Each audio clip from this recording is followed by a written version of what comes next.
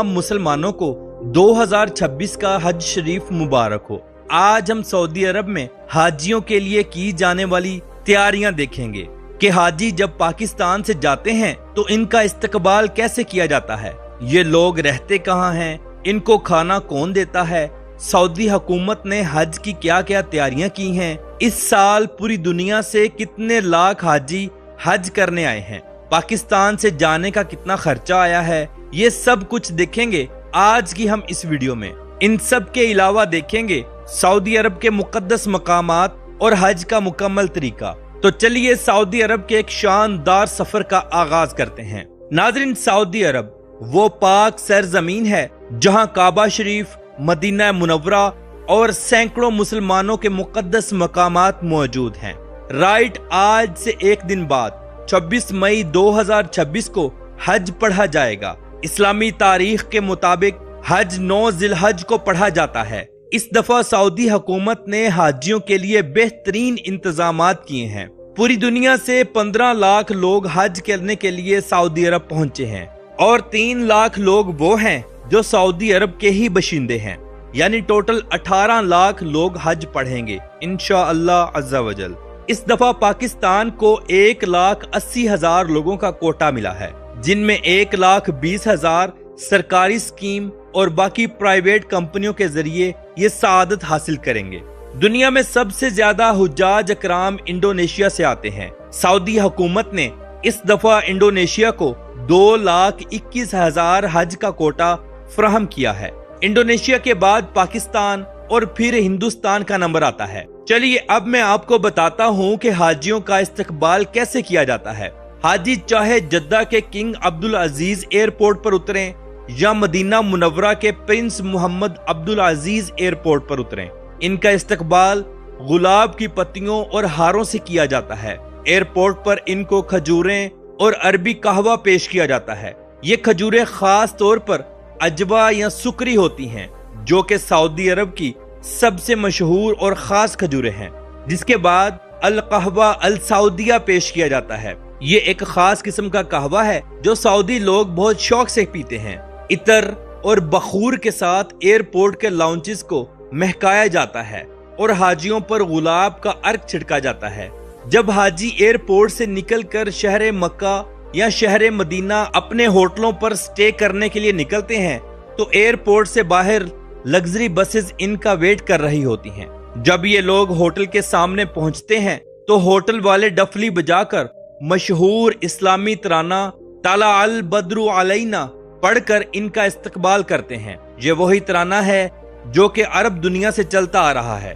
तारीख के औराक में लिखा है कि मदीना शरीफ के लोगों ने हजूर अकरम सल्लल्लाहु ताला अलैहि वसल्लम का इस्तकबाल भी यही तराना पढ़कर किया था। जिसके बाद हाजियों को होटल वाले जमजम पानी की ठंडी बोतलें देते हैं और हज किट देते हैं। इस किट के अंदर तस्बीह, इतर, छोटा बैग, जाय नमाज, धूप से बचने के लिए छतरी और कुरान पाक होता है। याद रहे कि पाकिस्तान समेत कई मुमालिक के लिए सऊदी हुकूमत ने ये खास सहूलत दी है कि इमिग्रेशन इनके अपने मुल्क में ही मुकम्मल की जा सकती है, ताकि सऊदी एयरपोर्ट पर पहुंचकर आजमीन को लाइनों में ना खड़ा होना पड़े। चलिए अब हम देखते हैं हज करने का मुकम्मल तरीका क्या है। हज के टोटल 6 मराहल हैं, जो 8 जुल्हज्जा को शुरू होते हैं और 12 जुल्हज्जा को खत्म होते हैं। सबसे पहला मरहला आजमीन अपने होटल या मेकात से हज का एहराम बांधते हैं, नियत करते हैं और लब्बैक अल्लाहुम्मा लब्बैक पढ़ते हुए मिना की तरफ रवाना होते हैं। यहाँ जोहर, असर, मगरिब, इशा और अगले दिन की फजर अदा करते हैं। दूसरा मरहला वकूफे अरफात है, यानी 9 जुल्हज्जा ये असल हज है। सुबह फजर की नमाज के बाद तमाम हुज्जाज मैदान अरफात पहुंचते हैं। यहाँ हज का खुतबा सुना जाता है और ज़वाले आफताब से लेकर गरूब आफताब तक रो रो कर दुआएं की जाती हैं। ये हज का सबसे बड़ा फर्ज रुकन है। तीसरा मरहला मुज़दलिफा में रात गुजारना। 9 जुल्हज्जा की रात गरूब आफताब के फौरन बाद हुज्जाज मगरिब की नमाज पढ़े बगैर मुज़दलिफा रवाना होते हैं। वहां पहुंचकर मगरिब और इशा की नमाज मिलाकर पढ़ी जाती है। کھلے آسمان تلے رات گزاری جاتی ہے اور شیطان کو مارنے کے لیے کنکریاں چنی جاتی ہیں۔ چوتھا مرحلہ رمی، قربانی اور حلق۔ 10 ذوالحجہ عید کا دن ہوتا ہے۔ صبح کے وقت تمام حاجی مزدلفہ سے واپس مینا آتے ہیں اور یہ 3 کام کرتے ہیں۔ نمبر 1، صرف بڑے شیطان کو 7 کنکریاں ماری جاتی ہیں۔ نمبر 2، اس کے بعد شکرانے کی قربانی کی جاتی ہے۔ نمبر 3، مرد سر منڈواتے ہیں یا بال کٹواتے ہیں جسے حلق یا تفسیر کہا جاتا ہے، جبکہ عورتیں انگلی کے پورے برابر بال کٹواتی ہیں۔ اس کے بعد احرام کھول دیا جاتا ہے اور عام کپڑے پہن لیے جاتے ہیں۔ 5واں مرحلہ، حجاج 10 یا 11 ذوالحجہ کو خانہ کعبہ کا طواف، زیارت اور صفا مروہ کی سعی کرتے ہیں۔ یہ حج کا دوسرا بڑا فرض رکن ہے۔ اس کے بعد واپس مینا میں آتے ہیں۔ چھٹا اور آخری مرحلہ، 11 اور 12 ذوالحجہ، ان 2 دنوں میں حجاج اکرام مینا میں رات گزارتے ہیں اور ہر روز زوال کے بعد تینوں شیطانوں، چھوٹا، درمیانہ اور بڑے کو 7 کنکریاں مارتے ہیں۔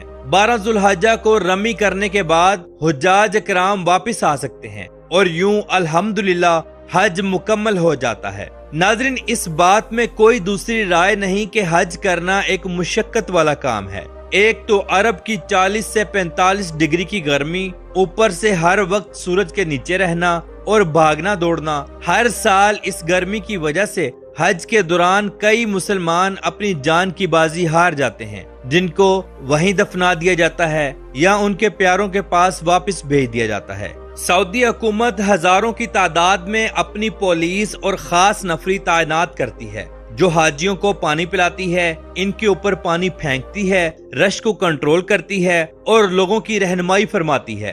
یاد رہے کہ گرمی کی شدت کی وجہ سے بے شمار پولیس والے بھی جان کی بازی ہار جاتے ہیں۔ جگہ جگہ سٹالز لگے ہوتے ہیں جہاں سے پانی کی بوتلیں اور کچھ کھانے پینے کا سامان پڑا ہوتا ہے جو بالکل فری ہوتا ہے۔ حاجی گزرتے ہوئے ان کو لے لیتے ہیں۔ یہ سامان وافر مقدار میں ہوتا ہے۔ ان دنوں سعودی عربی لوگ اپنا بہت زیادہ مال اللہ کی راہ میں خرچ کرتے ہیں۔ اب ہم آب زمزم کی طرف آتے ہیں۔ یہ وہ پانی ہے جو صدیوں سے مکہ مکرمہ کی سرزمین پر جاری و ساری ہے اور کبھی خشک نہیں ہوا۔ یہ مبارک چشمہ اس وقت جاری ہوا تھا جب حضرت ابراہیم علیہ السلام کے ننھے صاحبزادے حضرت اسماعیل علیہ السلام بچپن میں پیاس سے تڑپ رہے تھے اور ان کی والدہ محترمہ حضرت بی بی ہاجرہ سلام اللہ علیہا پانی کی تلاش میں صفا مروہ کے درمیان دوڑ رہی تھی۔ حضرت اسماعیل علیہ السلام نے جہاں معصومیت میں اپنی ایڑیاں رگڑی تھیں، وہیں سے اللہ کے حکم سے زمزم کا پانی زمین سے ابل پڑا۔ بی بی ہاجرہ نے پانی کے تیز بہاؤ کو روکنے کے لیے اس کے ارد گرد مٹی کی باڑ بناتے ہوئے فرمایا، زمزم یعنی رک جا رک جا۔ اسی وجہ سے اس کا نام زمزم پڑ گیا۔ ہمارے پیارے آقا محمد مصطفیٰ صلی اللہ تعالی علیہ وآلہ وسلم نے فرمایا ہے کہ زمزم کا پانی جس بھی نیت سے پیا جائے اللہ وہی مراد پوری فرماتا ہے۔ زمزم کے پانی کو دنیا کا جدید ترین واٹر پلانٹ پانی نکالنے اور